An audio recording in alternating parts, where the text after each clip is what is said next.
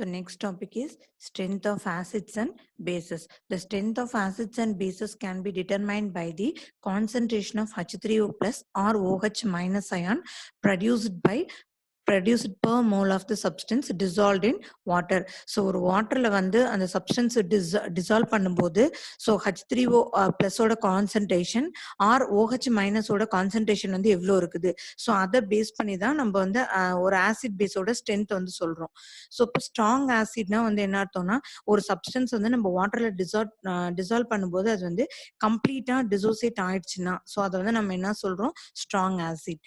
இதே வந்து பார்ஷலா இன்கம்ப்ளீட்டா இருந்தது அதோட டிசோசியேஷன் ஸோ அப்படின்னு சொன்னோம்னா அது வந்து வீக் ஆசிட். ஸோ ஒரு எக்ஸாம்பிள் வந்து எடுத்துக்கிறோம். HA plus water use H3O plus A minus. So அப்போ வந்து இதுல வந்து என்ன ஆகுது HA அதுல இருக்கிற ஒரு புரோட்டானை வாட்டர் கிட்ட கொடுக்குது.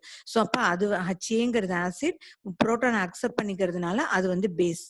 ஸோ அதே வந்து ப்ராடக்ட் சைட் வந்து பார்க்கும்போது H3O பிளஸ் வந்து புரோட்டானை வந்து A மைனஸ் கிட்ட டொனேட் பண்றது. ஸோ அப்போ H3O பிளஸ்ங்கிறது ஆசிட் A மைனஸ்ங்கிறது பேஸ். அப்போ இந்த HA மைனஸ்ங்கிறது எதுல இருந்து வந்திருக்கும் அப்படின்னு பார்த்தோம்னா HA ல இருந்து வந்திருக்கும். ஸோ அப்ப அது வந்து ஆசிட் ஒன்னுனா இது வந்து பேஸ் ஒன். ஸோ H3O பிளஸ்ங்கிறது எதுல இருந்து வந்திருக்கும் வாட்டர்ல இருந்து வந்திருக்கும். ஸோ அப்ப இது பேஸ் டூனா இது வந்து ஆசிட் டூன்னு எடுத்துக்கிறோம். அப்ப HAவும் A மைனஸும் ஒரு கான்ஜுகேட் பேர், வாட்டரும் H3O பிளஸும் அது ஒரு conjugate acid base pair.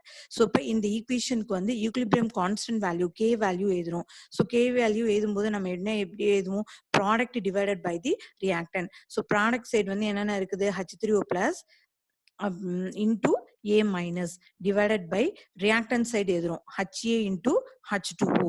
So இதுல வந்து வாட்டர்ல தான் இதை வந்து டிசால்வ் பண்றோம். ஸோ அதோட குவான்டிட்டி வந்து எப்படி இருக்கும் நமக்கு வந்து லார்ஜ் அமௌண்டா இருக்கும். ஸோ அதனால அதை H2O வாட்டரை வந்து ஸ்கிப் பண்ணிடுறோம். ஸோ ரிமைனிங் வேல்யூ எழுதும்போது எப்படி எழுதலாம் KA equal to concentration of H3O plus into concentration of A minus divided by HA. So இப்போ இங்க KAங்கிறது வந்து dissociation constant. So acids such as HCl, HNO3 are almost completely ionized.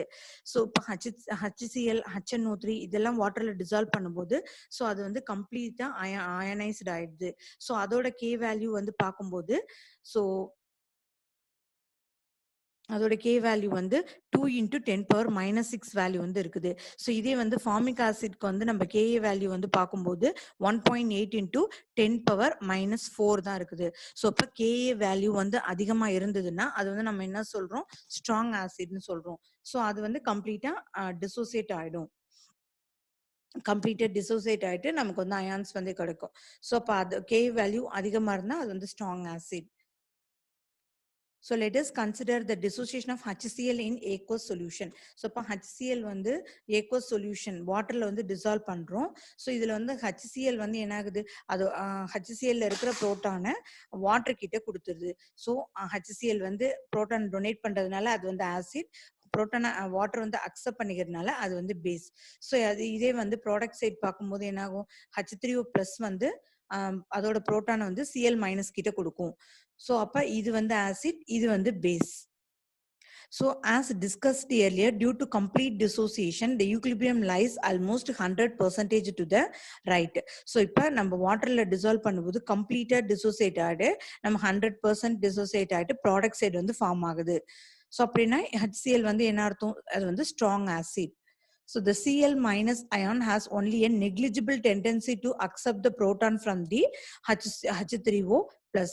So அப்ப வந்து Cl minus வந்து என்ன ஆகுது so அந்த அளவுக்கு வந்து புரோட்டானை வந்து அக்செப்ட் பண்ணிக்கல எதுல இருந்துன்னா H3O பிளஸ்ல இருந்து புரோட்டானை வந்து அக்செப்ட் பண்ணிக்கல அப்படின்னு சொல்றாங்க. ஸோ அப்ப HCl ஓட கான்ஜுகேட் பேஸ் பேர் எதுன்னு பார்த்தோம் Cl மைனஸ்.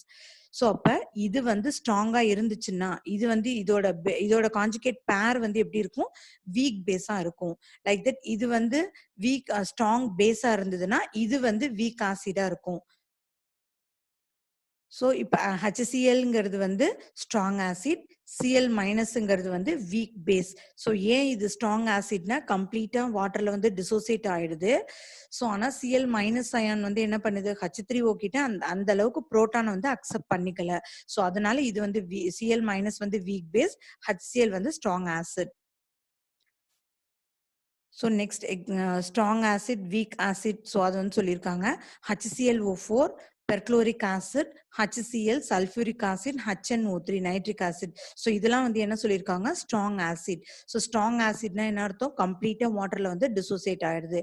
ஸோ இதோட பேர் வந்து பார்க்கும்போது இது வந்து வீக் பேஸ்ன்னு சொல்றாங்க. ஏன் இது வீக் பேஸ்னா, ஸோ அந்த அளவுக்கு புரோட்டானை வந்து இது வந்து அக்செப்ட் பண்ணிக்கல. ஸோ இப்போ வாட்டர்ல இது வந்து டிசோசியேட் பண்ணா எப்படி போகும்? H+ம் ClO4- ஆகவும் மாறும். ஸோ இங்க இது வந்து கம்ப்ளீட்டா டிசோசியேட் ஆயிருந்தனால இது வந்து ஸ்ட்ராங் ஆசிட்னு சொல்றோம். ClO4- வந்து அந்த அளவுக்கு புரோட்டான் வந்து அக்செப்ட் பண்ணல. ஸோ அதனால இது வந்து என்ன சொல்றோம்? வீக் பேஸ்ன்னு சொல்றோம்.